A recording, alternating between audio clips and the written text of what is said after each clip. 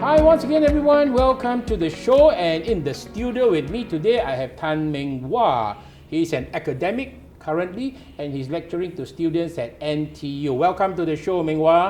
Thank you, Craig. Right, and also why we are inviting him here because he is going to be one of the candidates for PSP in the coming general elections. Yes. So you'll find out more about him if you go to Facebook and things like this. But today, the purpose is not to find out more about his political ambitions. He is coming to the studio today for us to find out a little bit more about Meng the person, his personal life, right? And things like this. So thank you for taking up this time from your busy schedule to be with us today. So by the way, before we even get into the interview proper, right, he has written an article that has gone viral, if I could say, on Facebook, you know. And what was the title of the article again? COVID-19, why the mishandling?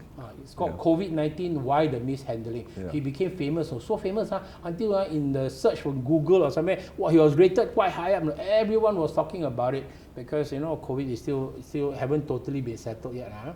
So where were you born, Meng? I was born in Singapore, to be precise, Kelantan Lane. It's actually a lane at Jalan Besar. You're not in the KK hospital? No, I mean KK hospital, of course. Sorry.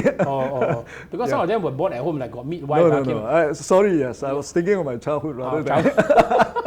It's okay, no worries. So you were born in KK, but you grew up in the Kelantan area. Grew up in Kelantan area. What was it? A kampong house or a shop house? It was actually a shop house. A shop house. And my family, we had a small little room in the shop house. Oh, you rented a room there? Yes, rented a room. Okay. So there were 5 of us, siblings, and together with my parents. So 7 of us were actually in a small little room with no window. The only thing I remember about the room is that it was always dark. Because there was no window. But what about ventilation? Any ventilation or not? I guess I was too young to know the difference. Yes. Oh my goodness. Exactly. Oh wow. Yeah. So what was that doing at that point in time? My dad was a trishaw rider. Really? Oh, your dad was a trishaw rider? Yes. And look at that, Dad was a trishaw rider, and today the son is a PhD. Wow, that is an achievement. You have done your dad proud, man. Yeah, fantastic. My dad had good genes. So, Meng, where were you born? I was born in Kelantan Lane. At home, are you? No. I mean, I was born in KK. Okay. But I grew up in Kelantan Lane. Okay. Because sometimes there are some people who actually born at home. The midwife came and delivered. Also, you were still born in KK Hospital, like most of us. And you grew up in the Kelantan Lane area. So that's where you spent your formative years. Yes, I was there, I think, for about 4 to 5 years before we moved on. So it was just a shop house, you know. Shop house, not a kampong, shop house. No. Okay. We rented a room, 5 of us together with my parents, 7 of us in a room. Wow, so many people. Yes. Well, and what about ventilation? I mean, like, is it hot? The only thing I remember about the room was that it was always dark because there was no window. Oh my goodness! Wow, that is quite tough, huh? So what was Daddy doing? Your dad, what was he doing? My father was a trishaw rider. Wow! How about that, huh? The daddy is a trishaw rider, and today the son is a doctor, PhD. Wow, don't play. Wow, you've done your dad proud. What about mom? What was mom doing? Was she a housewife? My mom was a construction site worker. Your mom was, so they were all doing quite a bit of physical work, huh? They were all busy working, and I was actually taken care of most of the time by my sister, who was 15 years my senior. 15 years your senior? Yes. Wow, so your parents, how many, they are talking about your siblings, how many siblings do you have? I have 3 sisters and a brother. And you were number what in the configuration? I'm the youngest. Oh, you're the youngest, I'm the lucky one. I'm the lucky one. Okay. Oh, that means there was a long break between your brother and you. No, because my sister was born in China, my mom was in China, and my dad was here as a trishaw rider. And my dad went back to China to fetch her over only much later.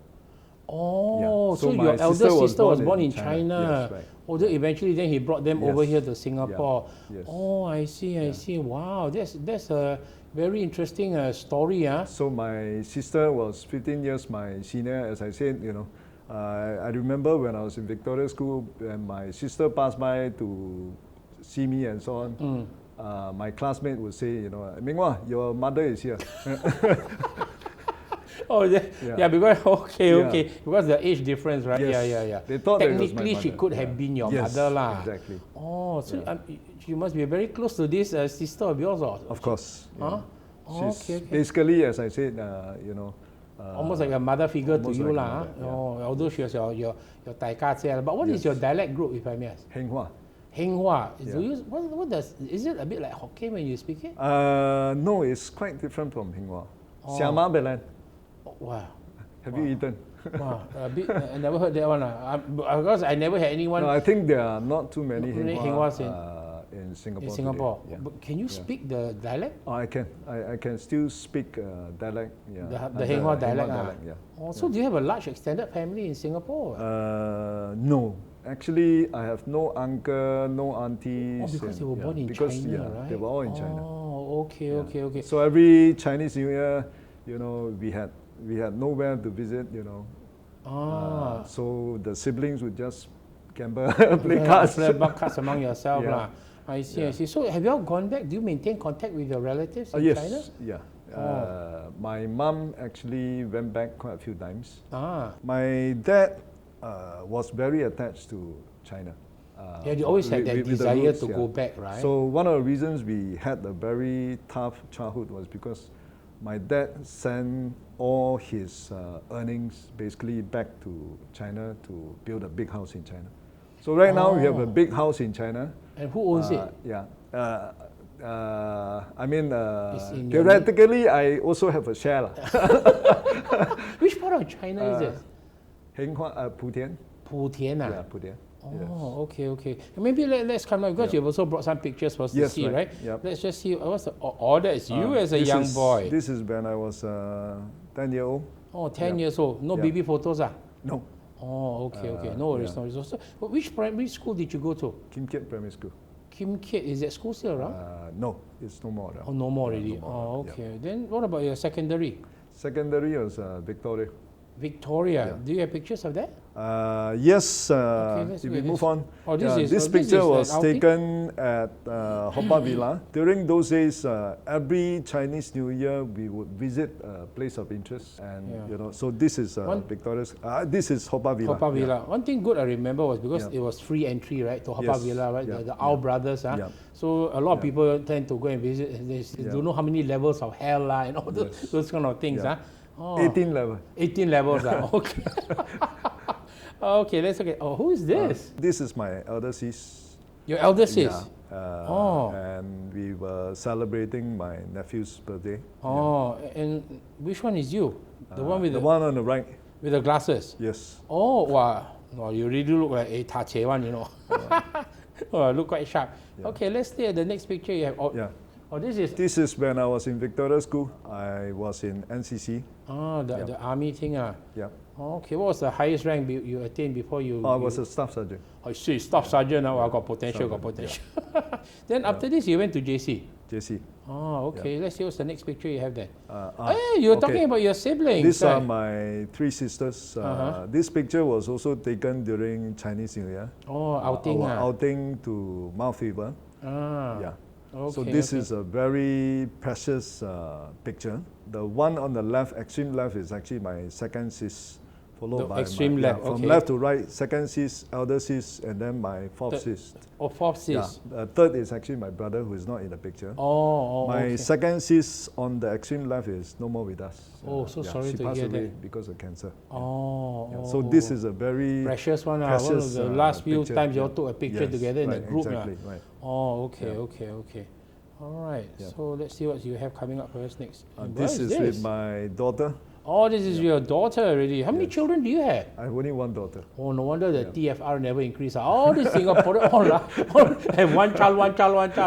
Okay. What's her name? Kai Ning. Kai Ning. This is like some games arcade. Kai means happy. Kai Sing the Kai. Yeah. No. Kai in Chinese word is actually happy. And Ning is actually peaceful. Happy and peaceful.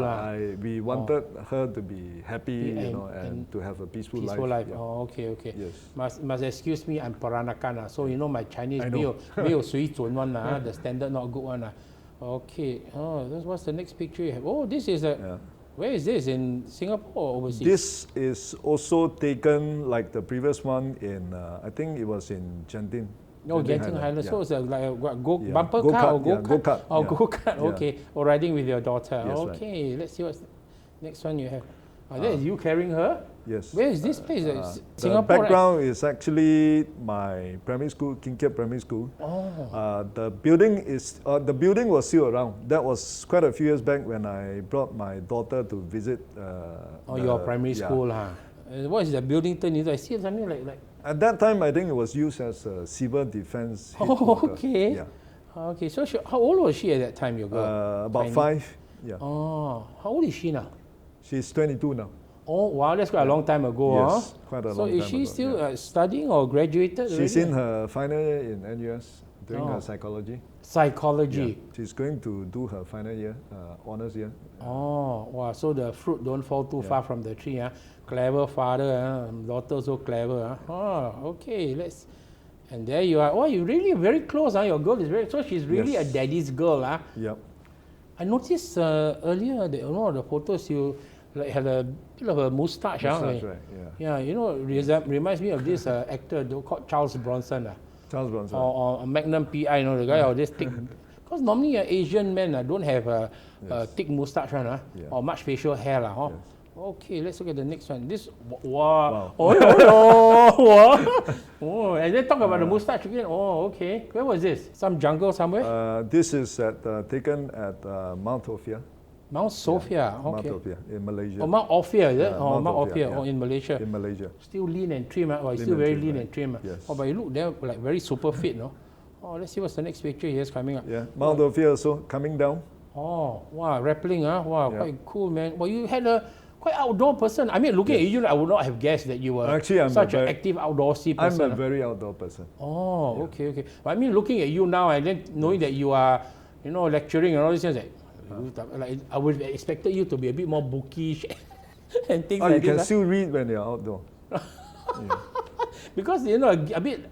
You always have this impression, like someone who's academic and all these sort of things, that you'd be more geeky. But there you are, all these sort of things. No, the blood is still in me. Oh, I'm sure. And this is? This is taken when I was in Thailand. It was a 2-month trip with a friend that we took. It was a very long trip. We started with Thailand. 2 months? Did I hear you wrongly? Huh? 2 months trip? 2 months, yeah. What were you in uni or what? Yes, where were you during our vacation in NUS. Oh. Yeah.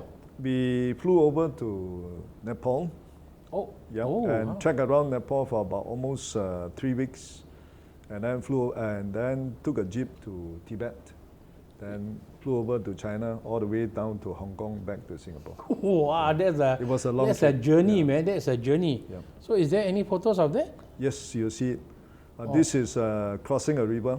The place is actually Lantan National Park. This is still in Nepal? Still in Nepal. Oh, okay. Yep. On the way up to one of the peak, you see this is where we reached almost the highest point. We were young and reckless then. Young and reckless. Yeah, and we went without a porter. Basically, we did not do much planning. And we just went over to Nepal and picked up a map and then asked around and decided, okay, this is where we're going to go. And we just went.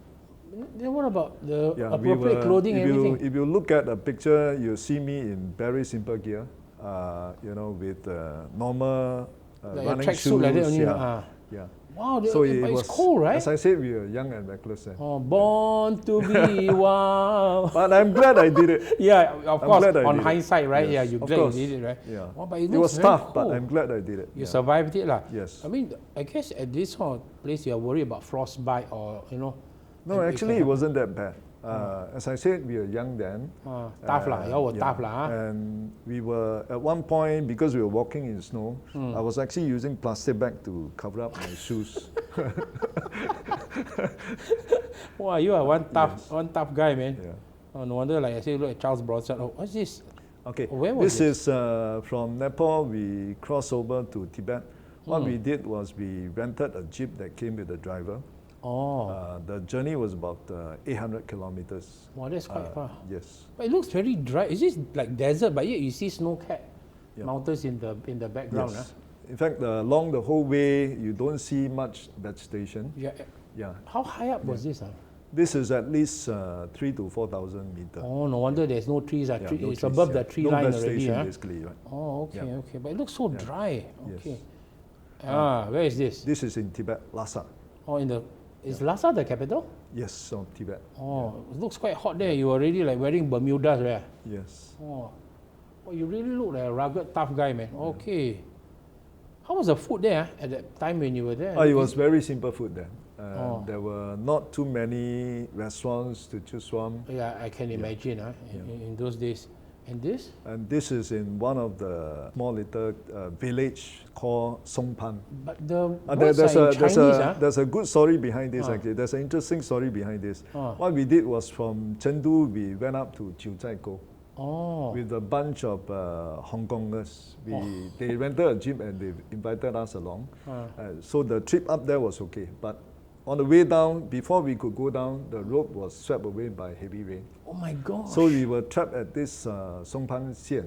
This place here? This place here, Songpan Xian, for 3 days. Oh. But again, it was a good experience, because the Hong Kongers were a lot of fun. They were really fun-loving. And even though we call ourselves Joy Man, in Cantonese means, Joy Man, but we call ourselves Joy Man. So we had a lot of fun running around the whole town, creating a lot of noise and, Oh, I mean, it's quite priceless when you think about all those trips that you took. And this one? This is more recent. Oh, this is like more recent, I can see. Right? This is taken in 2014. Oh, where was this? In Singapore? This is in Malaysia. Malaysia, okay. A place called Gunung Lembak. Oh, Gunung Lembang. Okay. So like you were with family and friends or what? No, I went online to join an adventure group. There are actually many adventure groups going to different locations. So I signed up with one of them. So this one, I These are all strangers. I don't see your girl with you anymore. No. Your wife. So they are not the. They're not the more rugged outdoor. Also now you are on your own already. Last time when your girl was young, she will follow you. I actually suggested, bringing my girl up to Mount Ophir. So what was it? No way, Daddy. No way. Oh, she's a city girl, is it? Your daughter is a city girl. Used to the creature comforts, right? Cannot be too rough or too rugged. I think it'd be good training for her. Okay. This is also another trip with the adventure group, with a different adventure group. Interesting. This is okay, this is about my school life now. This is a picture taken when I was staying in hostel. Oh, hostel. NUS, right, you say? NUS, right. Oh, okay. What was your major? Business administration. Business administration. You were saying the school that you were in, Kim Kiat, huh? Kim Kiat. So when you communicated with your parents, is it all in Chinese? Or? In Mandarin. In Mandarin, So your Mandarin is very solid one, For a long time, I considered myself Chinese educated. Even though I was the only one, I'm the only one in the family who actually went to a English school. But then so my siblings were all from Chinese school. Oh, Chinese school, And I grew up basically reading what they were reading. So primary school I was reading, Jin Yong and even Qiong Yao. I don't know whether you know Qiong Yao. All the romance stories. The only Chinese one I read is Lao Fu Zi. I did that also. But not much words one. Just action. So I grew up basically reading Chinese books, and for a long time I actually read Chinese books for leisure. Okay. But then your English so solid, so anyway you're effectively bilingual, I'm sure, right? Yes. Okay. That's a big asset. That's a very good asset to have actually. And this was? This was taken when I was in University of Washington, where I did my master. So were you on? No, not scholarship. No scholarship. Yes, self-finance. Wow. So by that time you were already working for a while. I worked with UOB for a while, and then moved on to Kodak. It's a banker. It's a banker with I was dealing with loans, corporate loans, for a while, and then I went on to Kodak. Kodak. Kodak. In case those of you who don't know about this company called Kodak, they were one time the biggest company, one of the biggest companies in the world, and they produced a lot of negatives for film. But since the digitalization, a very famous song I remember from Kodak was the one by Paul Anka, where Good Morning, yesterday, that one, right? Something like that. Please. Carry on. No. It's not about me lah. Okay. Let's look at the next one. Wow, this is also in the States. Yeah, I was telling myself, I wanted to drive a Lincoln, because it's almost impossible to buy a Lincoln in Singapore. Yeah. Anyway, so also left-hand drive also. I cannot use it also. Yeah. So when I had a chance, You rented it lah. I rented it. All right, it's just like driving a Ferrari. Got chance to drive a Ferrari. Yes. Okay, lovely. And I noticed in all these pictures you got mustache. Also nowadays you don't keep the mustache anymore. Maybe I You should, huh? You should. I was telling my little girl when I'm 60 years old, I may want to keep a mustache and keep long hair. Oh wow! Then he become a hippie, huh? And this is where is this in this the was States? taken, when I was having my summer vacation. Or actually, it was winter vacation. Oh, but it doesn't seem cold. You're not all wrapped up. It was too cold where I was in Seattle, so we drove down to California. Oh. This was at Yosemite National Park. Yosemite National Park. Okay, interesting. Let's look at the next picture. Again, on the way up to Half Dome, at Yosemite. Yeah. Oh, wow! Really dramatic the shots, huh? Yeah. Well, you also can still climb up onto that rock. I won't dare to climb up there, man. You're a bit of a risk taker, huh? Can't tell, This is Grand Canyon. Yeah. Oh, this is in Colorado. Yeah. Colorado, right? Grand Canyon. Yeah. Okay. Okay. This is in Nanjing. Oh, that's where you. Yep. In China, Nanjing, China, I did right? my PhD. Yes. Oh, okay. So that's where you became a professor. Yeah. I mean, okay, you got your PhD there. Yep. How long were you there in Nanjing? I was there for 5 years.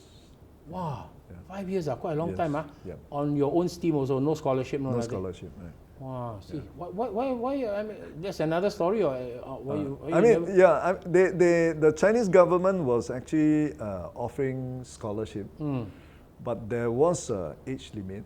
I think it was 42. I think so. You had to be. You exceeded that age limit a bit. But I later learned that even though even if you are older than 42, You could they still will apply still, for it. yeah. Oh, then you cannot. Hello, I study, I pay. Can you No, give me back the but it was scholarship? okay. I mean, manageable. And, So to at me, that point, you were married already, or yes, I single? was married. Yeah. Oh, then you were away from your family for 5 years, Yeah, so we were commuting. I was flying to and fro. Back and forth. And Were you a then father they already or no father? Yes, Not a father yet? yes, I was a father. Oh. My daughter was in primary 3 or primary 4 when I left. Yeah. Oh, well, your wife also very understanding, Yes, that you go and study for 5 years, huh? They visited me also when I was in Nanjing. Yeah. Also, at that moment in time, no scholarship. That means no income, then how? Live off your reserves, Basically, I'm a very frugal person. Oh. I live simply, so yeah. Right. Yeah. But again, I mean, it's also, you're not talking about 5 months, 5 years, Of course. It's quite a long time, huh? Of course. But I mean, okay lah. They can come up to see you, and then you can go back and see them lah. Yeah. Oh, okay. But that's a sacrifice, and the support your wife is willing to give you, lah. And who is this? Your China friends? Yeah, this is my Chinese classmates and professor. Oh, okay. So just a group photo lah. And what is this? Sorry, my Chinese I cannot read. What's the words there on the No, TV? it's actually 文物史料陈列馆. What does it mean? It's a display. It's actually a museum for Chinese artifacts. Yeah. Oh, okay. Yeah. Let's see what's the next picture you have lined up. Okay. Wow. This is very important part of education in China. China. Yeah, because this is a weekly wining and dining session. So for a networking session like that, guanxi, Oh, to build up guanxi lah. Almost every week you probably have at least 1 or 2 dinners or lunches. Oh, okay. It's very important that you attend. To 给面子 that kind of thing all lah. Okay, I'm not weak. They say you very papaya. And this is also in China? This is during spring break. Yes, okay. and usually the custom is for the Chinese. The custom is because they had to stay indoor most of the time in winter. So come spring they will go out for picnic and so on. Yeah, 春游. Or they call it 踏青. Oh my! Is this in China too? Yes, celebrating Halloween with Chinese teachers and students. Wow! Look like she's gonna eat you alive, man. A vampire. Oh my, scary. This is on a trip up Huangshan with a group of graduating students. They were on the celebratory trip. Okay, and this one? This is on a study trip to Taiyuan. Yeah. Which part of, is it near to where you were in Nanjing? Near Beijing, actually. Near in the Beijing. North. Yep. How do you get there? You have to fly there? You take a train there? Or how? We took a train all the way up. The trip was actually funded fully by the Chinese government. You were there on some research trip? It was a study trip. Study trip. But the reason why I wanted to show this picture is the place we went was actually one of the poorest in China. But when we went there, the hospitality, the reception was very lavish and so they roll out the red carpet just to welcome. No red carpet, but it was something lavish similar, enough. lavish enough. Okay, so they went out of their way to make you feel welcome. Okay, this is now back to when Singapore. I was an instructor. At where, Tekong or? This was taken in ITD. Infantry Training Depot. That was near Sembawang, right, Lester? Near Sembawang. Near Sembawang. Right. So you were already a cadet instructor? I was an officer cadet at that point. This was one of the training sessions where I learned to deliver lessons to recruits. Okay. Yeah. Okay. A bit of networking also. It looks like Go Chok Tong, yes, and Is this commissioning parade? The back facing us is actually the one with the back facing us is actually Winston Churchill. Winston Churchill. At that time he was CGS. So Chief of General Staff. Interestingly, he was telling us a story about his second lieutenant day. In fact, he was telling us that he was the only officer who had seen firefight. Because of when he was a second lieutenant, when during a period of confrontation. Confrontation. Okay. And so even though he did not physically fire, he experienced it. Yes, he was the only officer who has actually gone through that. That period. So he, Cool. That time, that means Goh Chok Tong was the defense minister. Yes, he was. Not yet prime minister. No wonder he was there. Interesting. What's the next picture you have now? Part of your army training. You infantry or? Infantry. But I was instructor in OCS after I passed out. So this is when I was an instructor. I see. That's what's this. This is for the memory. Reservist. Much later, during my reservist day, as a company commander. So when you left the NS, you finished your NS, was it 2 years or 2.5 years? 2.5 years. 2.5 years. Okay. So you left as a full lieutenant? Full lieutenant, right. Okay. All this part of your army training? As a company commander. So I'm sure you have finished your cycle already, of course, right? Of course. And what is this working already? This is my working life, Kodak, as technical sales, doing technical sales. So you actually, your early part of your career, you were in the corporate world, you were actually working and all this. Because I was doing technical sales, I had to be trained on the use of equipment and so on. So they sent me to Melbourne for training. I stayed in Melbourne for about a month. I see. That's These are my colleagues from different countries. They're all there for training? All there for training. I see. Right. And this is also part of the training? Yes, my trainer, the guy on the right is actually my trainer. Bending down to look at it. Okay, the negatives. Yes. Okay. This was taken during the weekends. Trout, was that fishing for them? Trout fishing. Trout fishing. And within the day, it was only about 4 to 5 hours. We managed to catch about 23 or 24 trouts. Well, not too bad. It's not too bad. That's interesting. And what is this? This is at NTU. When I was conducting courses for undergraduates at NTU. Is this for a master's program or? This one, that picture was actually for different class, the undergraduate class. Right now, I'm teaching the master class, Master of Science in Technopreneurship and Innovation Program. Okay. So this is part of that, or? This is also part of that. And this one is a course that I was conducting for visiting academics from China. Wow. Okay. Okay. This is the most recent already in that sense. Yes. This picture was taken recently together with Dr. Tan when we walk around in Teck Whye. Okay. In the Teck Whye area. Yes. Good experience. Really good experience. Because I could see when we were there. When we were there, a lot of senior citizens actually came up to Dr. Tan and greeted him readily. I could see the respect that they showed to Dr. Tan. I mean, it was because from the heart. he had his clinic around that area, right? Yes, After he moved up from Amaking or something, he had his clinic there. We actually passed by the shop that used to be his clinic. His clinic. And we took a picture outside. Oh, okay. Is this the last picture already? Or? Yes, I think. Yeah, this is the last picture. This is the last picture. So.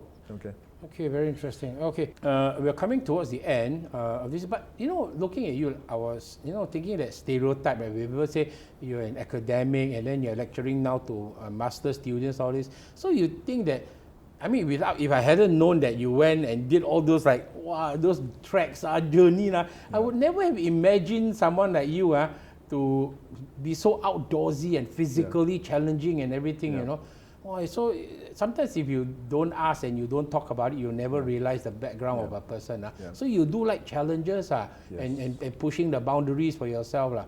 And anyway, you're still in pretty good shape. I mean, you're not fat or anything like that. Not like me. Okay. I feel good sitting beside you. Anyone will look small when they're seated next to me. So if you were to darken your hair a little bit, but at least as a lecturer, it's very good for you, right? The students, this one, like 老师的,老师的. I'm happy with this. Of course, I'm not suggesting. But you say maybe you might grow back the moustache. We shall see. Okay. So I'd like to say before we end everything, usually I will ask your PSP colleagues as well, and I'm going to ask you the same thing as well.